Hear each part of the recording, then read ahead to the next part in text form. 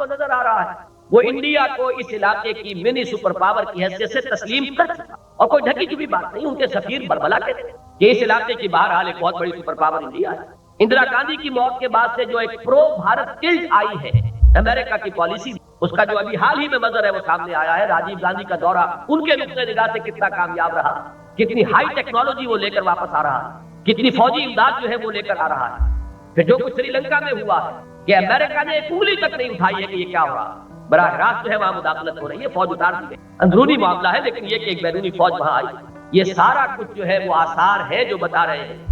کہ اگر خدا نہ خواستہ کوئی ایسا ہی قدم بھارت نے اٹھایا تو امریکہ کی طرف سے قطعاً کوئی امید نہیں، بلکہ یہ کہ میں پھر دوہرا رہا ہوں اپنے الفاظ کہ اگر امریکہ کا وہ طرز عمل ہو تو ہمیں اس کو دوش بھی نہیں دے سکتے، اس لیے کہ اس نے بات پہلے ہی سے کھول کر دیا کہ بھارت کے ساتھ مسئلے میں کبھی کوئی مدد نہیں۔ اب آئیے مشرق کی طرف، شمال مشرق میں سیاچین، جو ویسے تو واقعہ یہ ہے کہ صدر صاحب نے فرمایا غلط نہیں فرمایا، وہاں گھاس بھی نہیں اگتی، لیکن ڈیفنس پوائنٹ آف ویو سے انتہائی اہم علاقہ، ہماری غفلت کی وجہ سے ہماری فوج انورڈ لوکنگ ہوئی ہے، وہ یہاں کے اندرونی نظم و نسق کو اور سول حکومت کو سنبھالنے میں لگی رہی، اور وہاں ہماری غفلت سے فائدہ اٹھا کر ہندوستان نے جو ہے پیش قدمی کی اور ان مقامات پر جا کر قبضہ کر لیا ہے کہ جہاں سے اب وہ شاہراہ ریشم جو ہماری ایک یوں سمجھیے کہ چین کے ساتھ ہماری جو ایک پرووربیل قسم کی دوستی چل رہی ہے ضرب المثل، اس کے لیے ہمارے لیے اگر کسی تعاون کا کوئی راستہ کسی ایمرجنسی کے موقع پر ہے تو وہی، لیکن یہ کہ اس کو کاٹنے کی کوشش ادھر سے واخان کی طرف سے رشیا وہاں اس نے میزائل نصب کیے ہیں، وہاں پر اس نے اپنے اڈے بنائے ہیں،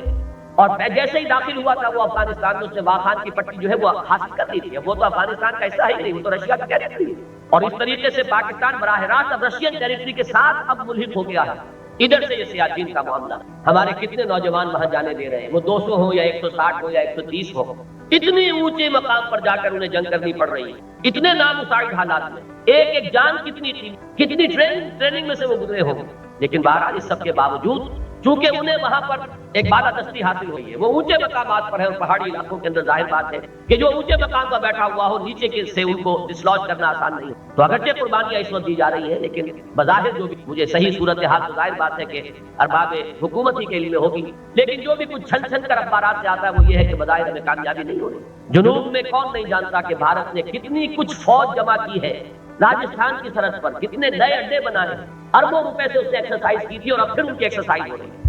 12 اسپیشل ٹرینز ڈیلی کے حساب سے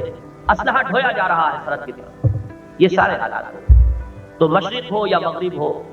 چاروں طرف سے معلوم ہوتا ہے کہ آندیاں ہیں، طوفان ہے، لیکن میں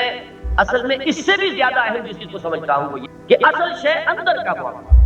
بیرونی دشمن کبھی گزن نہیں پہنچا سکتا جب تک کہ اندر جوش موجود نہ، اندر انتشار نہ ہو، اندر افراتفری نہ ہو، اندر بے اطمینانی اور بے چینی نہ ہو، اندر تصادم نہ ہو۔ بیرونی دشمن اگر کبھی حوصلہ کرتا ہے تو اسی وقت کرتا ہے جبکہ اندر کے حالات اور اندر کا حال جو ہے وہ آپ کے سامنے، آپ سے زیادہ کون اس سے واقف ہوگا؟ مجھے یہ اندازہ ہے کہ پنجاب کے رہنے والے ابھی نہیں جانتے کہ حالات کیا ہیں، کتنے لوگ ہیں جن کا کراچی آمد و رفت کا معاملہ ہے، کراچی میں اندرون سندھ جو کچھ ہے اس فضا سے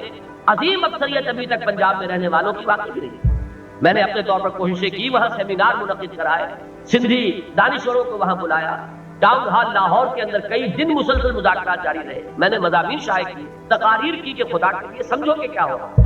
لیکن یہ کہ ابھی تک جہاں تک میرا اندازہ ہے پنجاب میں تو اس ضرورت ہی کا اور اس کا جو سنگینی ہے اس صورتحال کی اسی کا اندازہ تھا، اچھے پڑھے لکھے لوگوں کو اندازہ، لیکن آپ کو تو اندازہ ہے کہ یہاں کیا ہوگا۔ یہ ہے ہمارا اصل مسئلہ، یہ انتشار، یہ عصبیت ہے، یہ لسانی، نسلی، پھر یہ کہ جو مختلف پاور بیسز بنے ہوئے، مختلف مفادات کے جو حلقے بنے ہوئے ہیں، ان کے آپس میں مفادات کی رسا کشی اور ٹکراؤ، یہ ہے اصل میں ساری جو ہماری خطرے کی جگہ ہے، جو اندیشے کا مقام ہے وہ یہ ہے۔ تو گویا کہ میں جو بات آپ سے عرض کرنا چاہتا ہوں وہ یہ ہے، دو ایک جملوں کے اندر خلاصہ کہ ہمارا اس وقت سب سے بڑا مسئلہ استحکام پاکستان اور تحفظ پاکستان، لیکن اس کے لیے سب سے بڑی ضرورت وہ ہے در حقیقت اندرونی یکجہتی، اتحاد، وحدت ملی، ان عصبیتوں سے بالا تر کوئی شے ہو، مفادات سے بالا تر کوئی نقطہ نظر ہو، حقوق کے لیے یقیناً ہر ایک کو کوشش کرنی چاہیے، کسی کی بھی مظلوم کو، ظالم کو کھلی